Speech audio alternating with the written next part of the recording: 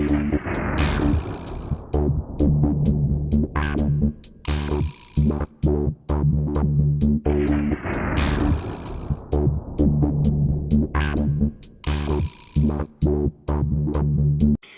a question for you.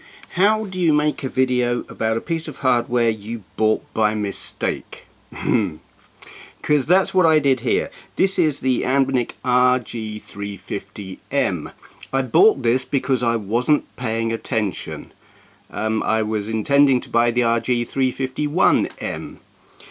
But I was in a hurry and distracted, and I got it wrong and ordered the wrong thing. Nevertheless, this arrived, and how do you make a video about this? The 350M is outdated now. It has been superseded by the RG351M and indeed the RG351V. So I suppose to make a video about this I need to ask the question, is there any point in buying an RG350M today, given the competition? The M model is the more expensive model. There is the RG351P, which is basically exactly the same animal but cheaper and made of plastic. Reason for buying the M over that one? This D-pad.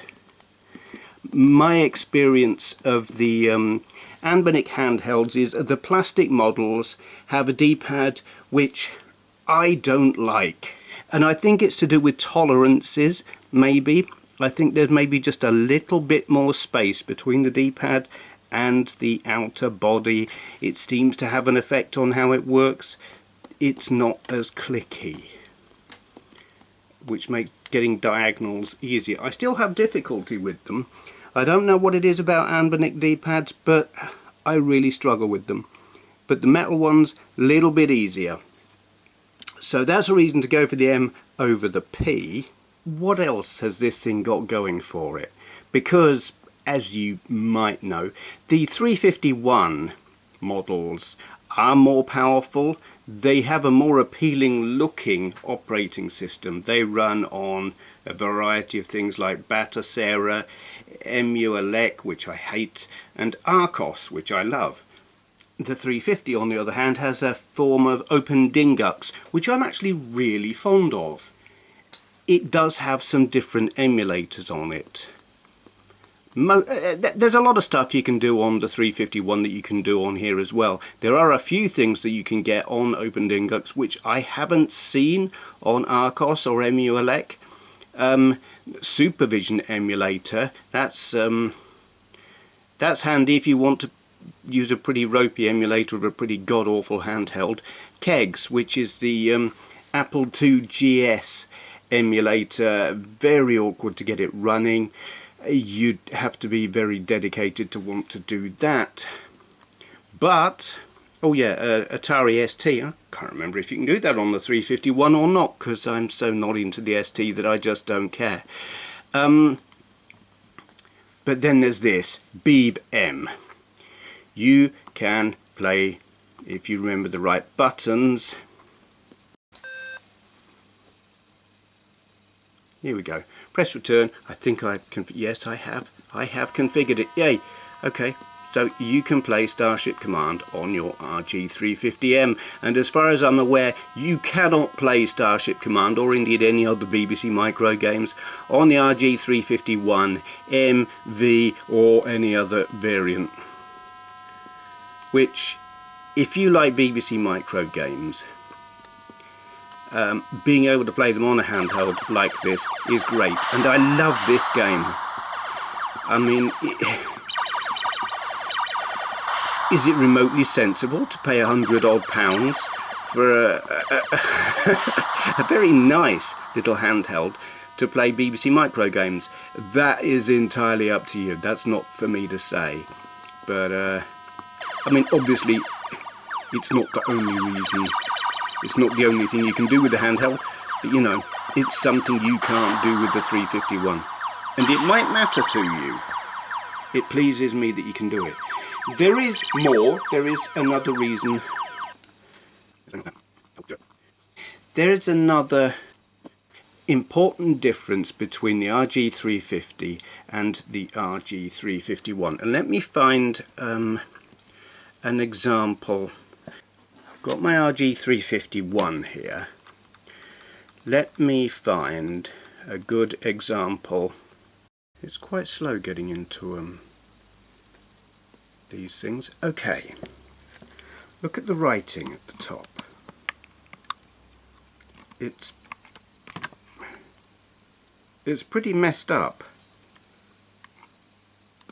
and that's because the resolution of this screen is it 320 by 480? It's quite low, and when it's emulating vector based games it really struggles, and you will get some games where there's text or other fine details that it just can't cope with.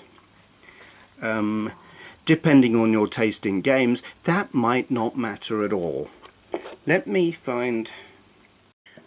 Okay, here we have the same game on the RG350,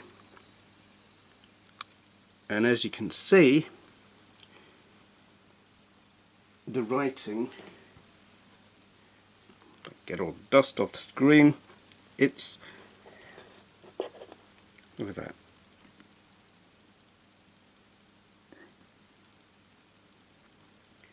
That's all blocky and nasty. That is emulating or simulating vectors really quite well. It is...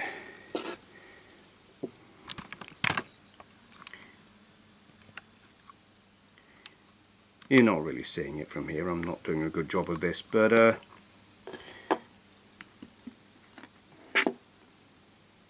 it is just plain better on the 350M. Significantly so. And I mean, Speed Freak is just what I'm using as an example, but anything vector based is going to look better on the 350M than the 351M.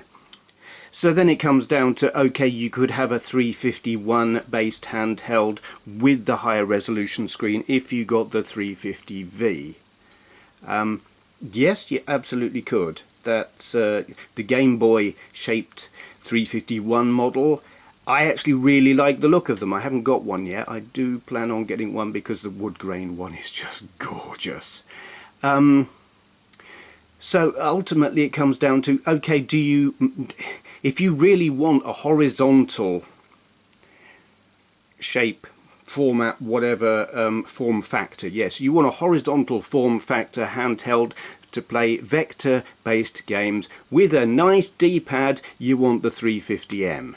If you want to play BBC Micro games or Apple II GS games, or what was that other handheld, that god awful thing that you shouldn't want to play, Supervision, yeah, you want a 350M. If those things don't matter to you, then 351V, I guess, if you want the high resolution screen. I mean, it's a tricky thing. It's not, if someone was to say to me, you know, what's the best handheld I can buy at the moment, I wouldn't be saying the 350M. But there are reasons for owning one, and I actually do really like it. I think it is gorgeous. I do prefer the horizontal form factor to the vertical. If they didn't do the wood grain 351V, I wouldn't even give it a thought. But as it is, yeah, I think the 350M does still manage to justify its existence by emulating a few systems that the 351s don't, and that improved screen for vector-based games is just so much better. Okay, that was probably not the greatest. I mean, it's not a review video, it's a should you buy one of these or is there a reason for it to exist video. Yes, there is. Not many reasons, but one or two. I'm glad they still, well, I don't know if they still make them, but I'm glad you can still get them. Do I regret buying it by accident? No, actually I don't. I do use it. It's a lovely piece of kit. Okay, gonna stop now. Thank you for watching, and a great big thank you to my supporters on Patreon, without whom I wouldn't have bought this and been able to bring you this very questionable video. Thank you for watching. Ah, there you are. Have you finished polishing the silverware like I asked you? Yes? Splendid. Here's 50 pence. Now, go and click the subscribe button like a good peasant.